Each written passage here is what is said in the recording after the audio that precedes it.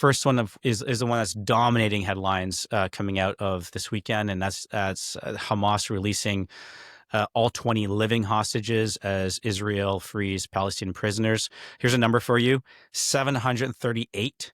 That's the number of days that these hostages were kept in captivity.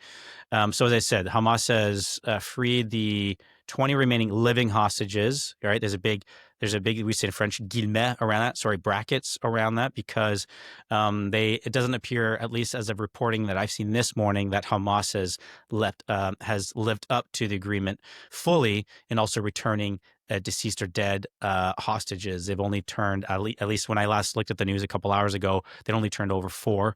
There's supposed to be more than that. In exchange for the release of the living captives and the expected return of the bodies of another, as I said, the 28 that have died, of which only 4 have come through, Israel has freed more than 1,900 Palestinians. And obviously this exchange forms what is seen to be the first part of Donald Trump's plan to end this 2-year conflict. I've been consuming some media out of that market over the last 12 to 24 hours, and there seems to be a lot of optimism, which I think is a natural thing to have when it seems like the war might finally come to an end, this very gruesome war.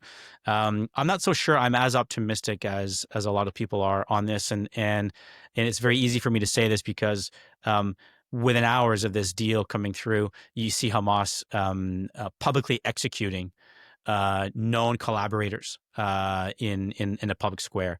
And so, no, I think that video still technically has to be validated, but if true, I think is a reminder to us all of what we're dealing with in Gaza through Hamas. And so, as quickly as this deal came to be, I think it could also be undone. But I don't know, Andrew, Holly, what do you guys think?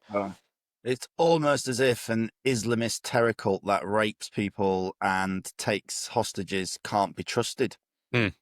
Almost. So, it's I think look, I mean, I hope it leads to something more secure, and that obviously everybody wants lasting peace, and then a final agreement that actually ends this conflict, which obviously goes back a very long way. Everybody obviously hopes that. I mean, the sad thing about it is Gaza is the part of the Palestinian territories that has the most potential, right? Because it's on the sea, it's got an opportunity for port access. It's like everything it could be on the Mediterranean of other successful. And that's what the vision, I suppose, was meant to be after 2005 when Israel left the Gaza Strip. And that's not what came to pass. So we all hoped that this board of peace, which may or may not have Tony Blair on, I thought that was interesting, where Trump had, he was going to be on it, and now we don't know whether he is going to be on it. Yeah, it's completely gone quiet, hasn't it, on that specific issue? Yeah, well, I think Trump was asked, and he said, "Oh, he'll see. He hasn't decided yet." But he was, very much. But I mean, I hope so. I'm not overly. We've been here before, right? Where there's been a lot of hope and all the rest of it. But part of that whole movement is that they don't want peace. So we shall see. But I think the thing that I've been most irritated and annoyed by is the people who've carried on protesting. With even more vigor and vim and like vile kind of anti-Semitic statements and all the rest of it, like, destroy the Zionist enemy and all this kind of stuff. And, there was some stupid lad in England who was like jumping up and down, screaming about putting Zios in the ground and stuff. So, that just shows you that a lot of these people who were part of this pro-Palestinian movement have absolutely no interest in peace. It's not really about securing an agreement and a two-state solution, all the things that implement Oslo and all the rest of it. It's that they just hate Israel and they just don't want Jews to have their own state.